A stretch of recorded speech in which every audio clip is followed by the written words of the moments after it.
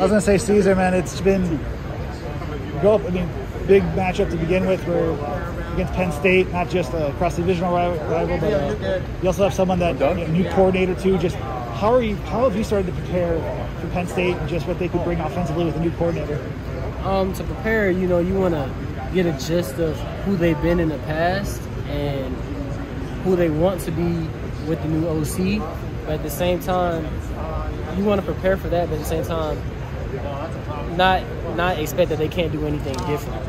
I'm expecting them to come out with new stuff and come out with stuff that we haven't seen before. But at the same time, the stuff that they of who they want to be and what team they are, I expect to know that pretty down pat.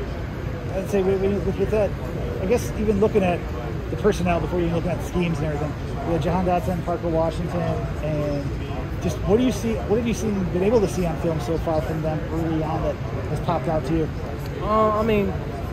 Playing Penn State in the past, it's kind of familiar faces.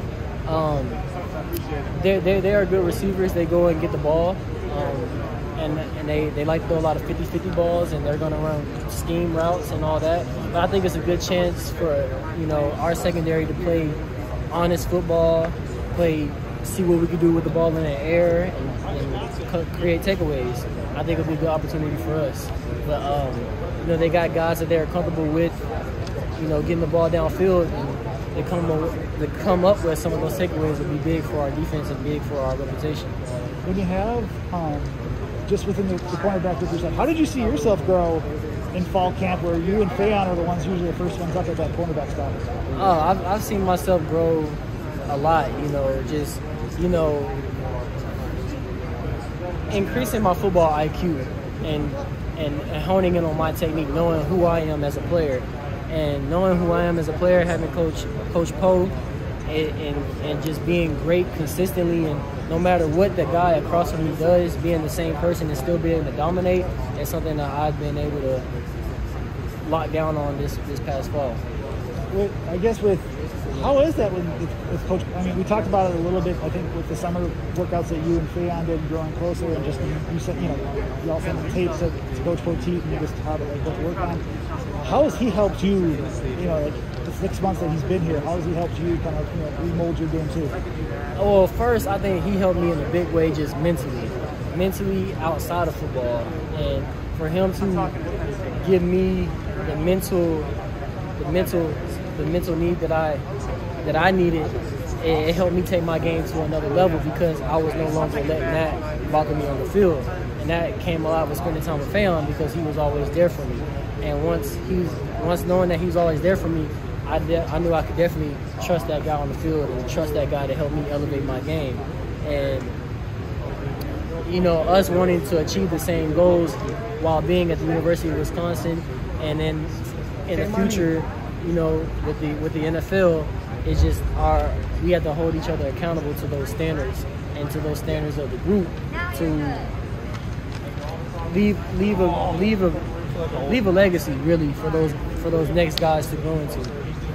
I would say too, I saw the depth chart. I saw that there's 2 players behind you with Samar and Alexander, and I saw 2 others with Dante and Dean behind Fayon. Just out of those 4, how did you see them work in fall camp to where they can be put in the positions, and what type of matchups do you feel you guys can bring with them? I mean, so with them all being so close in the depth and ready to play, I think the standard that me and Fayon has set elevated the whole room. And when it elevated the whole room, it brought competition throughout the whole depth chart. And I think the guys after me and Fayon, if any of those guys that's listed, I feel comfortable with them going to game, because one, they either have experience, or one, they've shown that this past fall camp that they could play.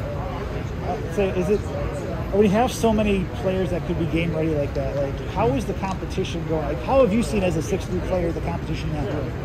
The competition, I mean, no matter what those guys, where they're at on the depth chart, they're still trying to earn a spot and take a role. And they'll make you elevate your game in every aspect, because you can't take anything light. You can't take individual light. You can't take special teams light. You can't take tackling light. You have to be crisp in all areas of your game, because those guys are going to do whatever they can to make a standout. They're going to do whatever they can to have an A+ next to their name. And so with having that edge on them just makes me want to go harder. And it makes me have to work harder. You know, I might have my spot solidified, but I can't get mad at, I can't let anyone outwork me. At the same time, I can't get mad that someone's outworking me trying to take my spot. It should just make me want to work harder.